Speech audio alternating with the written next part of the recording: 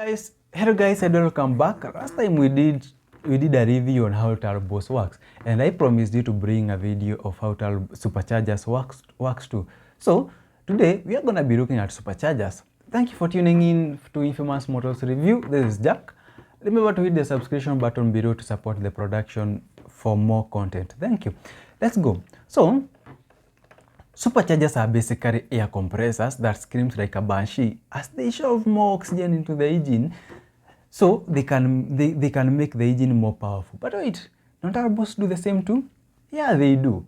We already talked about turbos in a previous video, and you can check the video out by the way on the description below. Technically, turbos are really just another type of superchargers. They were originally known as turbochargers before everybody realized that there were too many syllables to say everything, so turbo just sound cooler. These days, use the name superchargers for the engine-like compressors that aren't turbos. But if turbos and superchargers do the same thing, well, what's the dark difference? Turbos are driven by the engine's own exhaust gases, and the superchargers, they are mechanically driven by the belts that are driven by the engine. So that's basically the difference between turbos and superchargers. Let me repeat it again, that turbos, they are driven by the engine's own exhaust gases, and superchargers, they are mechanically driven by the belts that are driven by the engine. So both of them, they are considered dynamic compressors, where air gets accelerated to high speed and then gets slowed down to increase the pressure.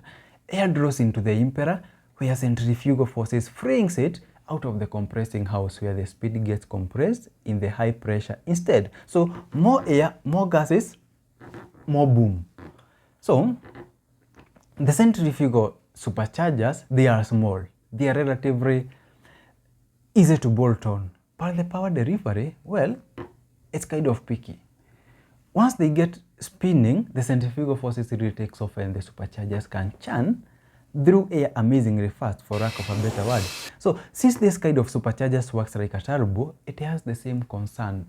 Most notably, it takes the retro time to spool off. We talked about spooling off of a turbo in the previous video, and they don't tend to work well on low RPM. But guess what? There are some other kinds of superchargers, and I'm talking about positive displacement superchargers.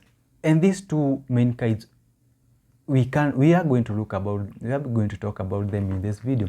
So the first one is the twin screw supercharger. It's sometimes known as Rishom, and it moves the same amount of air per revolution no matter how fast things get big. What does that mean?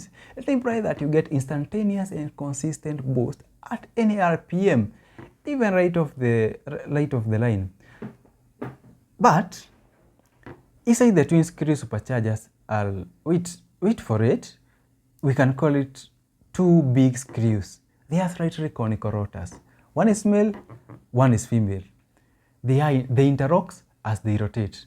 What do you think? I think that is so intriguing, right?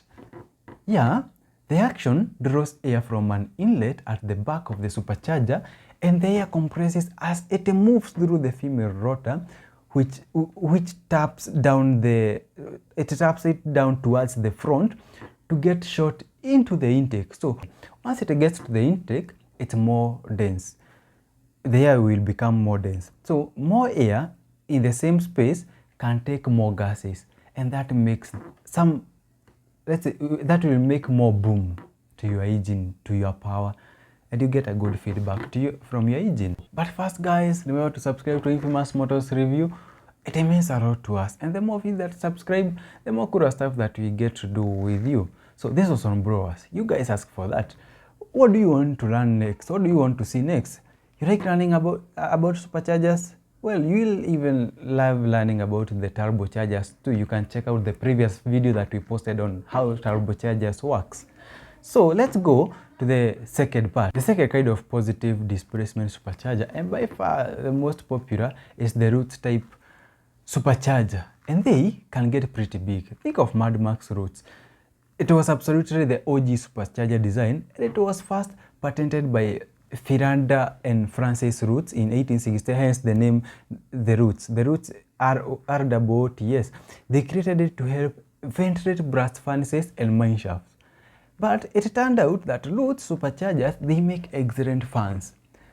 Then later, the Hakim Gotri Daimler of the Daimler Benz, who patented it for use on internal combustion engines.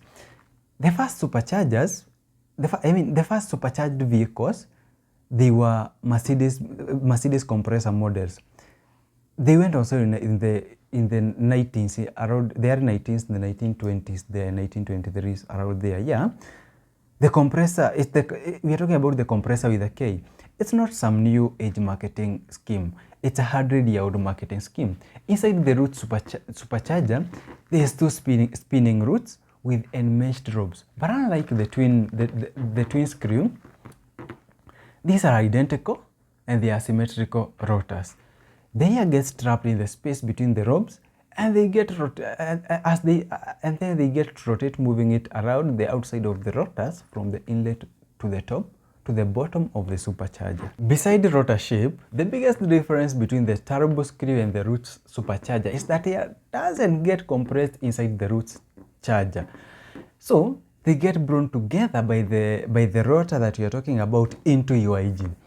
That is why we are calling them the blowers, before they blow that air. So compressed air gets warm, remember, and it makes it want to spray because warm air will rise, of course. So turbos usually send the compressed air out to the intercooler to cool it off, but superchargers are usually mounted right over the intake of the engine.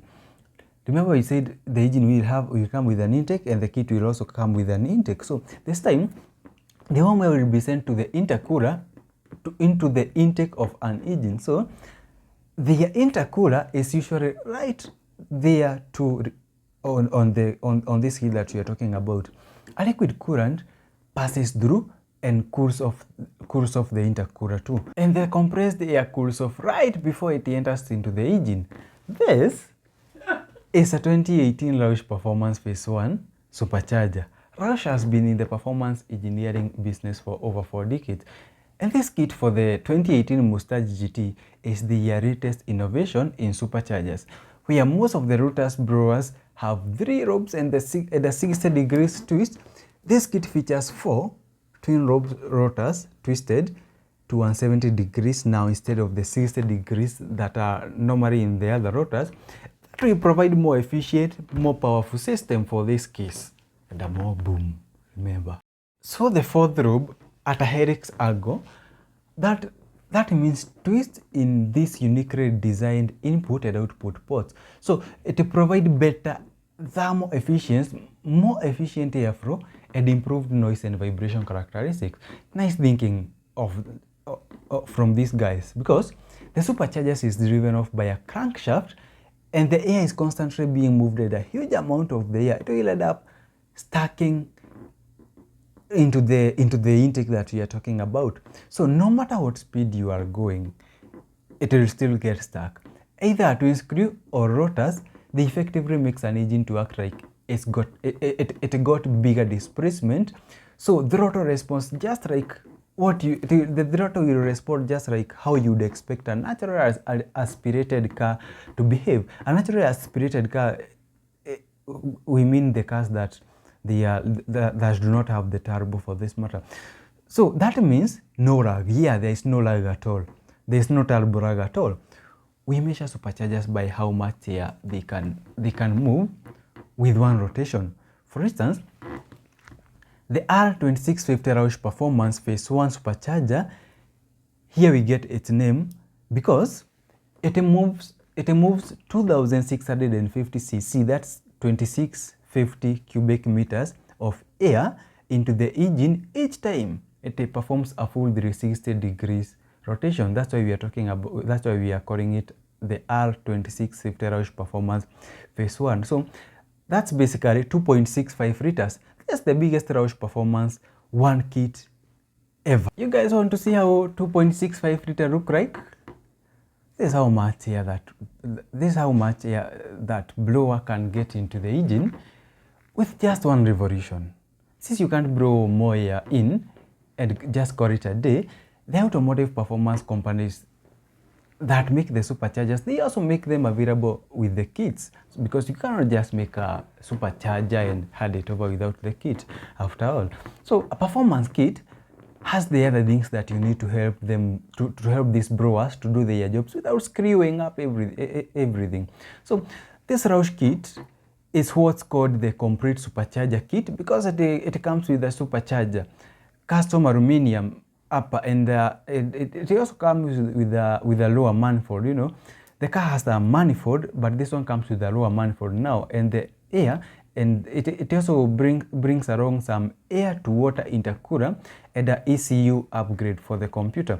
That is a lot of stuff, but it's because you are charging a lot of variables, remember, when you're using a supercharger. So these components, they are designed, engineered, and tested to work seamlessly. And the best part is, it also gets you a ton of power. This brewer probably installed, it has maybe around 240 horsepower and 180 feet per lb for a total of maybe 700 horsepower and 610 feet lb also. Guys, I hope you're enjoying this video. Thank you for watching this video. Tell us on the comment section below the myths you've been hearing about the superchargers, how the superchargers works, and even the turbos too. Remember to hit the subscription button below and click the notification bell to get notified next time we post a video. Thank you. See you next time.